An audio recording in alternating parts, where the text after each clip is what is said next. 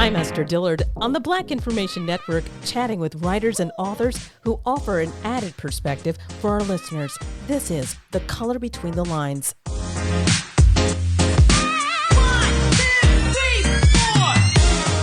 On this edition of The Color Between the Lines, we're talking with a woman that television and film producer Shonda Rhimes has described as one of the most influential women in the climate movement. Her name is Mary Annaïse Heglar, and she is not a scientist. She is a storyteller. She is the author of a new book called Troubled Waters. Welcome, Ms. Heglar, to the BIN. Thank you. Thank you for having me. Well, you have a passion for addressing the issue of climate change and all the real consequences that it brings to the earth and communities of color. Why did you choose to write a fictional novel addressing the issue? Yeah, it's interesting. Actually, like if you talk to someone who knew me from high school, somebody who knew me from college, the idea of me writing fiction would be like, oh yeah, that makes total sense. And because that's kind of how I started as a writer, you know, as a child, also starting with poetry and then graduating into short stories. And so I've always had like this deep love for fiction. And the story that I wanted to tell, was one that I felt like I had to show and not one that I had to tell, that I could tell. And so most people know me for writing these nonfiction essays, but they're all pretty like, they're personal, they're episodic, they're stories that are told through the same sorts of conventions that you would use to tell, to write a novel. And yeah, I wanted to talk about just things that I felt like I needed to build a whole world to tell them. Please explain to our audience what Troubled Waters is all about. Yeah, so it is the way that my mother describes it is that it's for the generations, right? So it is in this story, I wanted to talk about that kind of age gap, that generation gap between Black millennials and Black baby boomers, right? Like we were both in a way prepared for a world that didn't exist by the time we reached adulthood. In the case of Black baby boomers, that's more about Jim Crow and the fall of Jim Crow. And granted, I am not saying that all of racism, all of systemic racism for sure was gone by the time that they were adults, obviously not. But it was codified in a very different sort of way. And then for Black millennials, we were raised for a world that was going to be climatically stable by the time that we grew up, and it is not. And so many other things have changed with that too in terms of the economy, but we were both prepared for a world that didn't exist by the time we were able to enter it. And as someone who got into environmentalism, a big part of my motivation was that I didn't want my grandfather was a civil rights activist, and I always felt that it was unacceptable that the world he fought for me to be a part of would be unlivable by the time that I got there. That was unacceptable to me. So it felt like in order to make myself worthy of the sacrifices that he made, that other generations before me had made, I had to fight to make this world livable. And so the book talks about these two characters. There's Cora, the grandmother, who as a child integrated schools in Nashville, Tennessee, which is very much based on my grandfather's story, and especially the story of my Aunt Jackie and my mother. My Aunt Jackie was the little girl who integrated the schools in Nashville, Tennessee. My mother was almost the little girl who integrated the schools in Nashville, Tennessee, but that was in 1955. She was a little bit too old to do it. And then in the story, Corrine, the granddaughter, has become an environmental activist. And both of them kind of feel like they can't communicate with one another about the trouble. Corrine can't communicate about the trouble she sees, and Cora can't communicate about the trouble she's seen. So Cora is very subsumed by the past, and Corrine is very subsumed by the future. And it's very difficult for the two of them to meet. And so part of what I'm talking about here is the conversations that you're not qualified to have with your mother when she's older than integration. Mm. Wow, it's interesting. You kind of answered my next question because I was interested in the fact that Corrine and Cora, the grandmother, are trying to emotionally grapple with the death of Corrine's brother, who Yeah. tragically dies on an oil boat in the Hmm. Mississippi River in 2013. And that tragedy is some ways connected to Corrine's obsession with climate change herself. And Yeah. I was hoping that maybe you could kind of pull the curtain a little bit and explain to the readers what you are hoping that readers will see with Corrine's quest for answers for that connects to our real world issues. Yeah, so Corinne is she was an environmental studies major before that. She was already, kind of awakened to the problem of global warming, right? Because this is 2013, 2014. We're not seeing climate change as much at that point. But she doesn't see it as much more than a scientific problem at that point. She doesn't quite understand who's responsible for it until her brother dies on the oil boat. And then she starts to put those dots together, and for her, she is both grieving her brother and the planet at the exact same time. And those things come together and it becomes, a lot of people have this experience. I know I did this experience with climate grief where it becomes so heavy that you will do just anything to get it off of you. And so she decides that she wants to honor her brother's life, his legacy by mounting this pretty risky act of defiance Mhm. on a bridge. Mm. Yeah. Hmm. I don't want to really reveal too much of that. I want people to kind of get into it.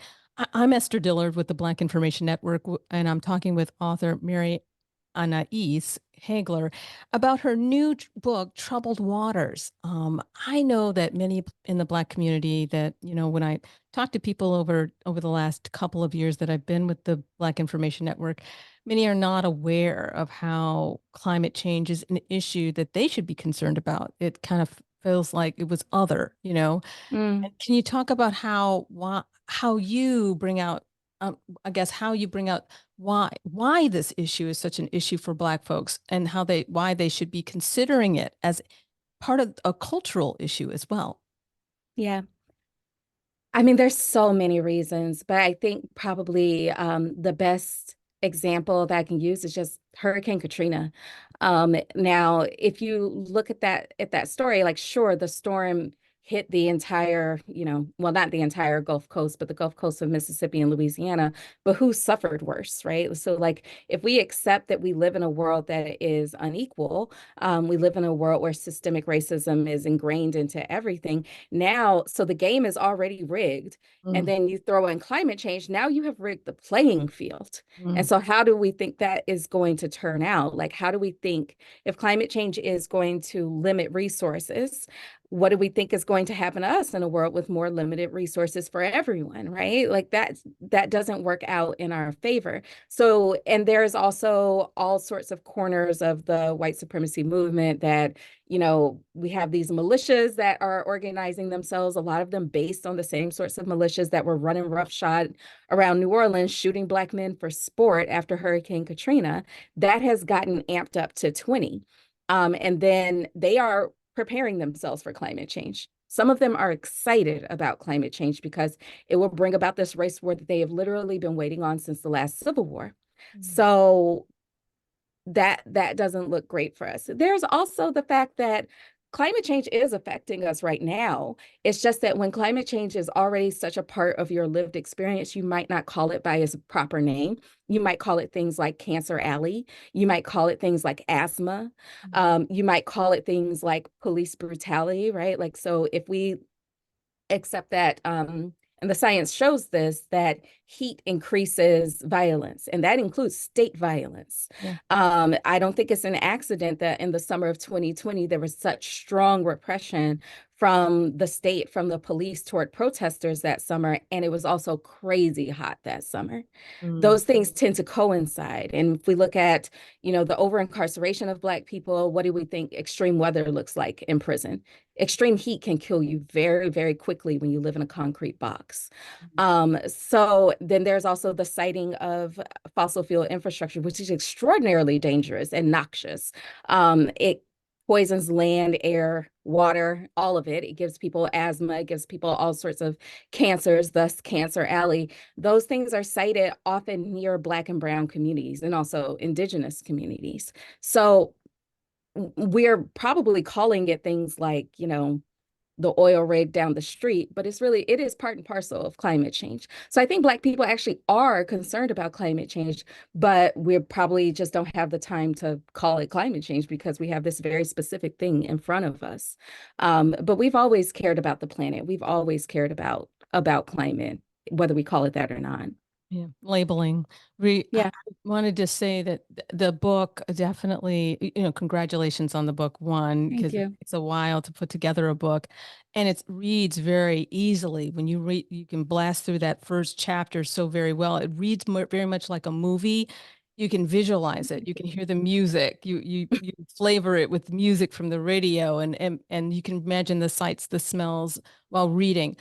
Are there plans that you may have to adopt this into a film? Because it really does feel like you're watching it.